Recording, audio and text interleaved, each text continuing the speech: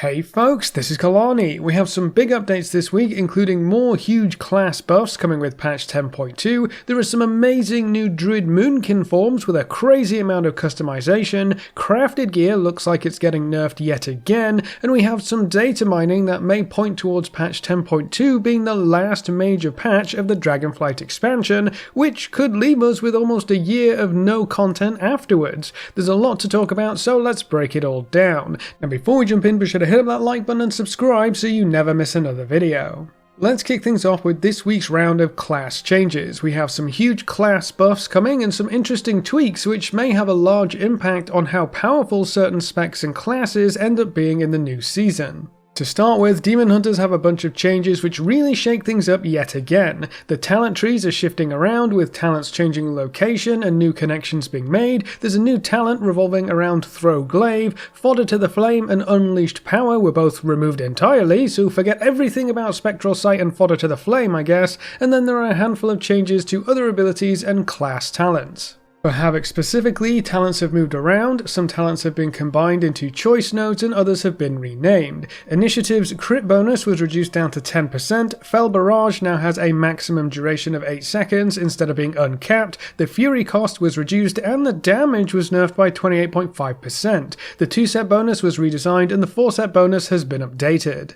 For Vengeance, sheer damage is up 10%, fracture damage is up 10%, soul cleave damage was increased by 7%, and throw glaive damage was increased by 30%. Several passives and talents were buffed up slightly, Feast of Souls healing was increased by 100%, bulk extraction cooldown had 30 seconds cut off, soul barrier absorb is up 28%, Fiery Demise was buffed up and Focused Cleave now increases damage to primary target by 50% up from 40%, so a lot of buffs for Vengeance this week. Druids have some nice buffs coming this week. For Balance, Star Surge damage has been increased by 6% and Shooting Stars damage is up 15%. For Guardian, the 2-set bonus has been redesigned slightly and the 4-set bonus has been capped at 100% of max health. Now before we continue, today's video is sponsored by u.gg. The best site for League of Legends builds now has a section for World of Warcraft, including talent setups, best in slot gear lists and more. Every class and spec is covered on u.gg and each page shows you an easy to read talent tree with filters to find exactly what you're looking for. There are best in slot gear breakdowns, recommended enchants and gems, various builds currently being used by top players, as well as currently favoured trinkets for your class. The pages are well laid out and easy to read, making it super quick to set up your character for your next raid night or Mythic Plus dungeon. And if you're looking for a new main or a powerful ult, there are tier lists for Mythic Plus, raid and PvP. You can filter each list for specific dungeons, affixes, difficulty and bosses, so no matter what type of content you're wanting to jump into, the tier lists give you a good idea of where each spec excels. So click the link in the description or head on over to u.gg/wow and get the best data-driven talents, character builds, BIS gear and more. No guides, just quick and easy insights.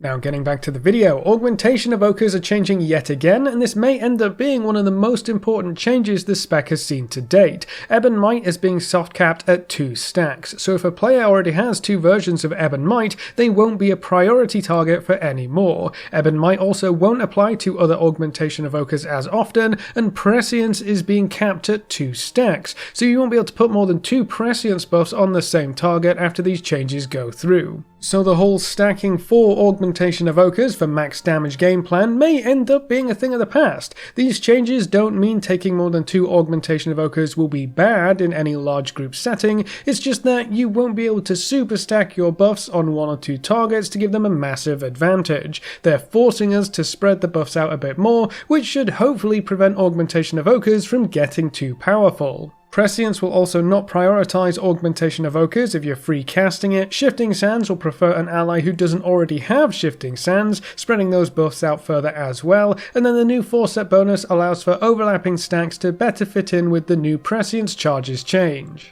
Overall, I think these changes may end up being a good thing for augmentation, even if it does seem like a large nerf to their overall effectiveness while trying to maximize your damage. If augmentation ends up too powerful at the highest tiers of content, they will probably just keep getting nerfed until they aren't very good at the lower ends of endgame content, which would be a shame in my opinion. I would rather the dev team rein them in at the high end without nerfing them into the ground, which these stacking restrictions should end up doing. Moving on, Shadow Priest will see some more changes this week to speed things back up. Surge of Insanity now triggers every 2 casts of Devouring Plague instead of every 3 casts. Mind Spike Insanity and Mind Flay Insanity both generate more Insanity, and then it looks like the 2-set bonus was nerfed slightly, while the 4-set bonus saw a nerf to the Shadow Word Pain damage bonus and a buff to the Shadow Crash damage bonus. Moving on, the big rogue rework continues to take shape. For Assassination, Exsanguinate was renamed to Sanguine Blades, and Venom damage is up 8%, but Kingsbane damage is down 5%, and then the new set bonus deals reduced damage beyond 5 targets instead of 8. For Outlaw, Triple Threat chance to trigger was increased up to 15%, Count the Odds chance to trigger was reduced but can now also be triggered by Sinister Strike, Hidden Opportunity was nerfed down to 80%, and then there are some bug fixes in there as well. For Subtlety, Shadow Strike damage was increased by 7%, Perforated Veins now applies after striking 4 times with Backstab down from 5, the Rotten now affects your next 2 attacks but the damage bonus was reduced, and then Replicating Shadow's secondary targets prioritize enemies not afflicted with Rupture. Shamans have just a couple of changes. The Elemental 4-set bonus was nerfed to 2 extra targets, down from 3, and then Restoration will see a 20% healing boost to their Chain Heal.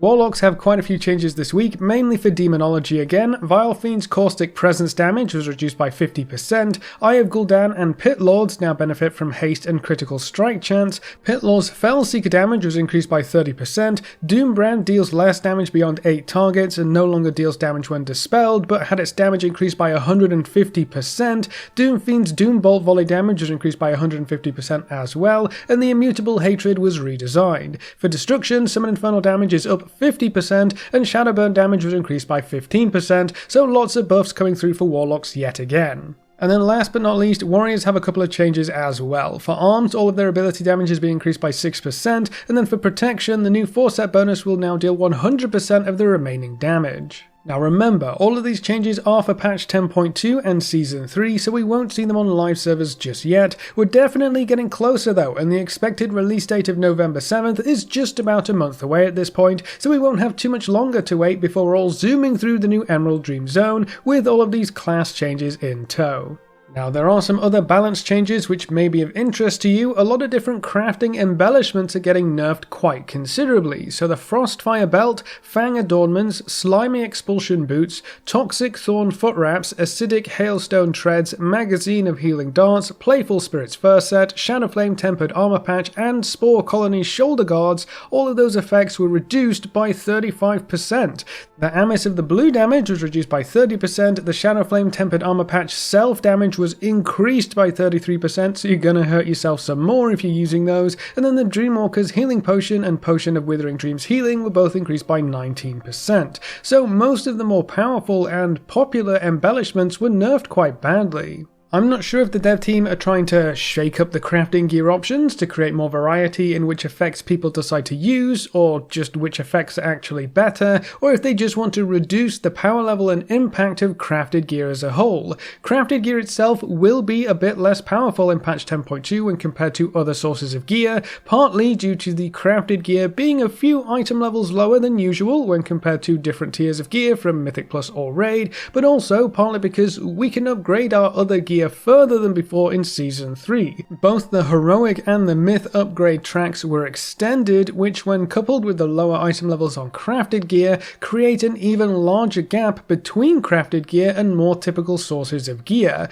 Add in these embellishment nerfs and it's looking like crafted gear just won't be as powerful moving forward. That's not all of the changes for crafted gear though. This week's PTR build also changes how sparks will work for crafted gear in Season 3. We're still collecting half sparks or splintered sparks by the looks of things, so you will still need 2 splintered sparks to create 1 spark you can use for crafting, so that part is the same. What is new is that you will also now need 250 flight stones to complete that combination. So every piece of crafted gear you make in patch 10.2 will also cost you 250 flight stones on top of everything else just to get the spark to begin with. Thankfully, earning flight stones in the new season should actually be quite a bit easier and will have more sources than in previous patches. There are plenty of new world events to take part in, and the entire PvP system is being brought into the Flightstone and Crest upgrade system, meaning PvP could prove to be a quick and easy source of flight stones as well. It's a small change, but it does increase the requirements needed to get your hands on the higher item level crafted gear coming in the new season.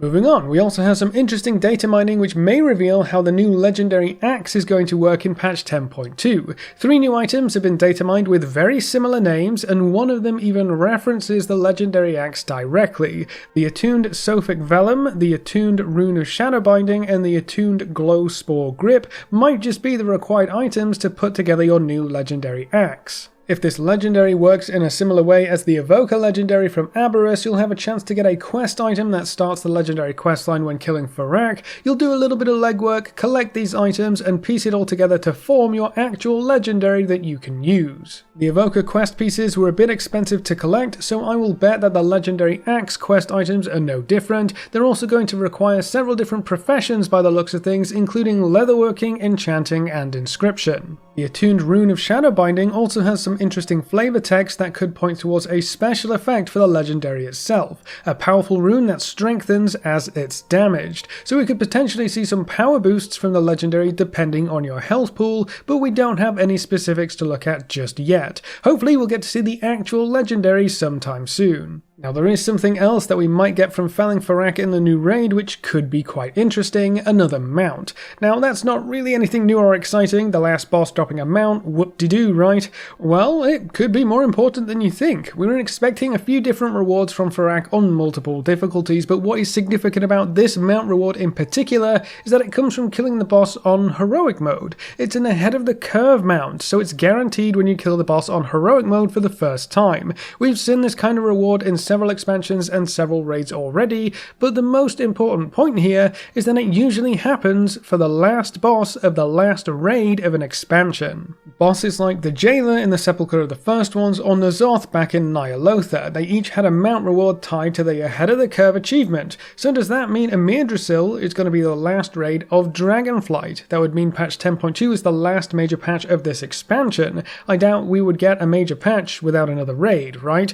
In recent interviews, the dev team has also avoided several questions which asked about the potential of another patch or if 10.2 would be the last major patch for Dragonflight. They dodged those questions every time they were brought up, so they don't want to give a solid answer just yet. That might mean that they have something in the works to tie us over until the next expansion launch, but I've been wondering if we even have time for another major patch. We could get a 10.3 partway through 2024, but we're fully expecting a new expansion to be announced at BlizzCon next month, and for it to release at the end of 2024. Putting together another major content patch with a new raid while building a whole new expansion to launch in the same year might be a bit too much for the dev team and could end up with a poor patch or a poor expansion launch which the dev team would probably want to avoid at all costs. So we might see something similar to the end of Shadowlands where we get a fated season to try and bridge the content gap. Thankfully, we won't have to wait too long for an actual answer here. I expect BlizzCon will give us a clear picture of what to expect for World of Warcraft over the next year,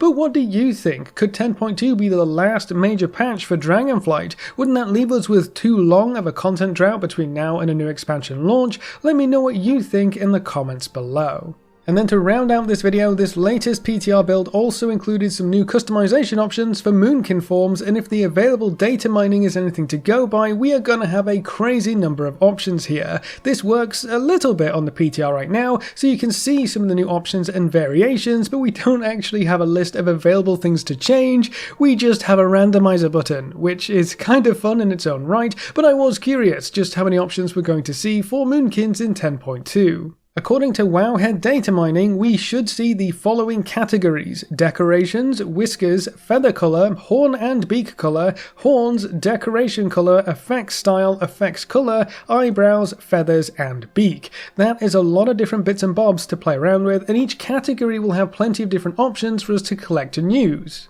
I'll show you some of the data mined combinations on screen, but fair warning, there's a lot going on here. I'm honestly surprised to see a Druid form get this much attention. We've had a few different updates to Druid forms over the years, even tying them to Legion artifacts back in the day just to give us more options, but now we're going full-blown customization. Moonkin forms might have more options now than some races or even dragon-riding drakes. I'm super curious to see if other Druid forms get the same kind of treatment going forward, because if they do, Druids would end up having an insane number of customization options available to them. We might even see brand new forms and models going forward. As a fun little addition, there is also a new glyph of the Lunar Chameleon, which randomizes your moonkin appearance whenever you go into moonkin form, so that's going to be really fun to mess around with, and you could end up with some odd combinations during raid night. But yeah, new moonkin forms and a whole suite of customization options to go with them. It would be cool to see a few different model options as well for those druids who don't want to run around as a big fat owlbear, but druid forms are getting a lot of love in Dragonflight. But that's all of the updates we have for this week, so that's it for this video. What do you think about augmentation evokers being restricted even further?